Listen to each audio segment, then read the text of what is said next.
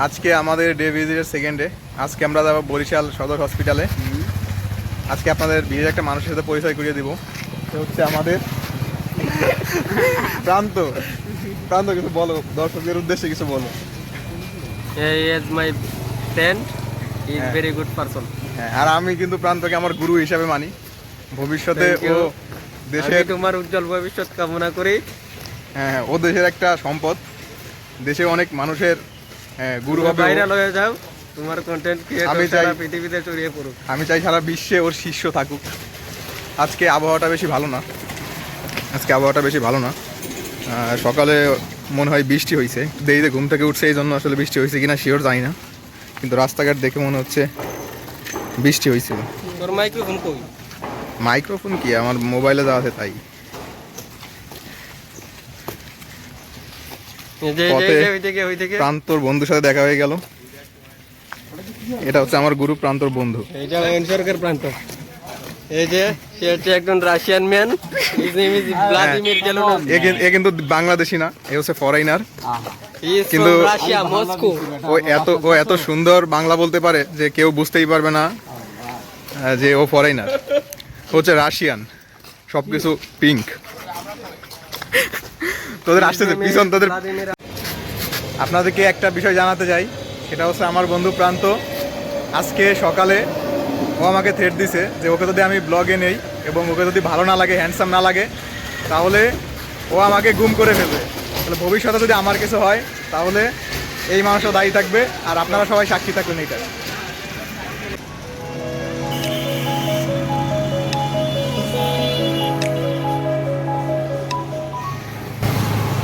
আমাদের প্রাইভেট কারের জন্য ওয়েট করতেছি, একটু পরে আমাদের প্রাইভেট কার আসবে। বাবা, মুহূর্তের মধ্যেই চলে আসলো আমাদের প্রাইভেট কার।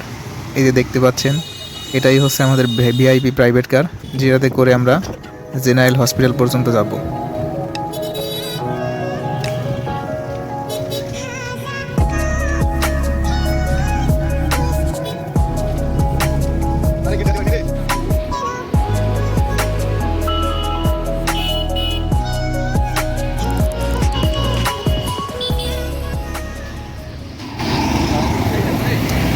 জেনারেল হসপিটালে চলে আসছি। আমাদের আসার কথা ছিল 9টার ভেতরে, কিন্তু আমাদের একটু লেট হয়ে গেছে। কোন ঘড়িতে বাজে তো 9টা 7 মিনিট লেট করছি আমরা। বিল্ডিং দেখেই বোঝা যাচ্ছে যে এটা অনেক পুরনো একটা বিল্ডিং। এটা প্রতিষ্ঠা করা হয়েছিল 1912 সালে। এটা হচ্ছে সদর হসপিটালের নিচতলা ঢুকে আমরা সব কিছু দেখতে থাকি কোথায় কি আছে, এবং দেখতে পারি যে রুগীদের একটা বড় সিরিয়াল আছে সেখানে। আর সিঁড়ির পাশেই আমরা একটা স্টোন দেখি, যে এই স্টোনে অনেক ব্যক্তিদের নাম ছিল যারা এই হসপিটালটা হওয়ার সময় কন্ট্রিবিউশন করেছিল, তাদের নাম এখানে দেওয়া আছে। তারপরে আমরা দোতলায় চলে আসি। দোতলায় এসে সেখানে কী কী আছে দেখতেছিলাম, তখন দেখলাম যে কনফারেন্স রুমটা দোতলায়, এবং পাশে এইখানে অনেক সুন্দর একটা ভিউ। তারপর আমরা কনফারেন্স রুমে ঢুকলাম। কনফারেন্স রুমটা অনেক সাজানো গোছানো ছিল। ম্যাক্সিমাম ছেলেরা চলে আসছে, কিন্তু মেয়েরা এখনও এসে পৌঁছায় নাই, কারণ ওরা অলওয়েজ লেট।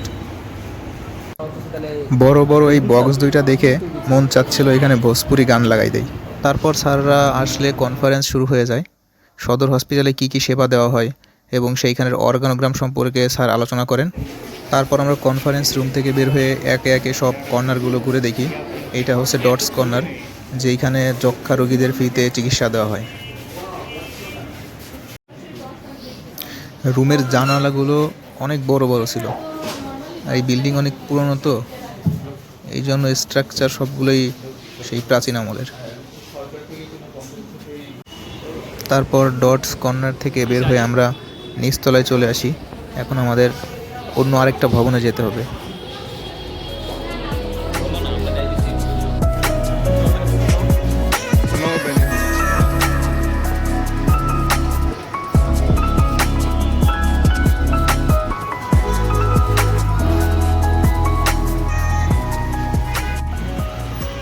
তারপর আমরা এই ভবনটাতে আসি।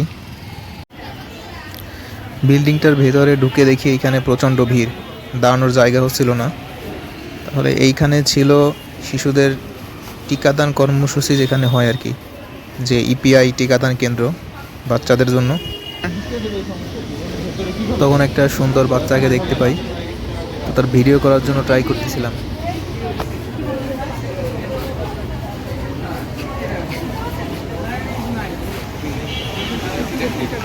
ইপিআই সেন্টারের আর একটু সামনে গিয়ে আমরা সেখানে দেখি এক্স রে রুম এবং অবজারভেশন ওয়ার্ড। এই বিল্ডিং থেকে সব কিছু দেখার পরে বাইরে বের হয়ে দেখি হালকা হালকা বৃষ্টি পড়তেছে।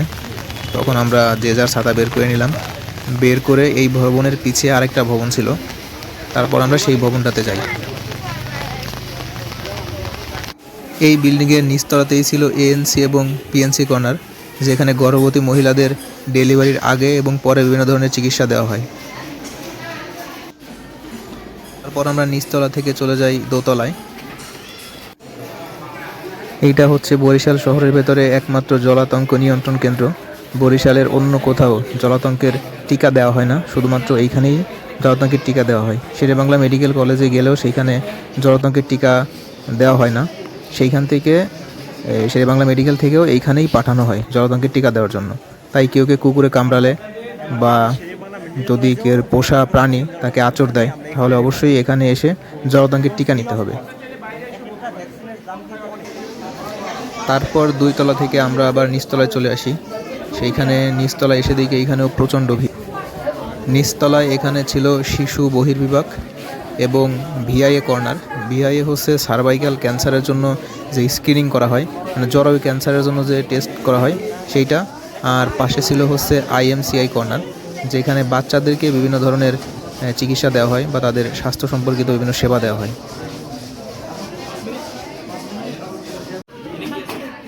আইএমসিআই কর্নারের ভিতরে গেলে সেখানে সুন্দর সুন্দর কয়েকটা বাচ্চার সাথে দেখা হয়।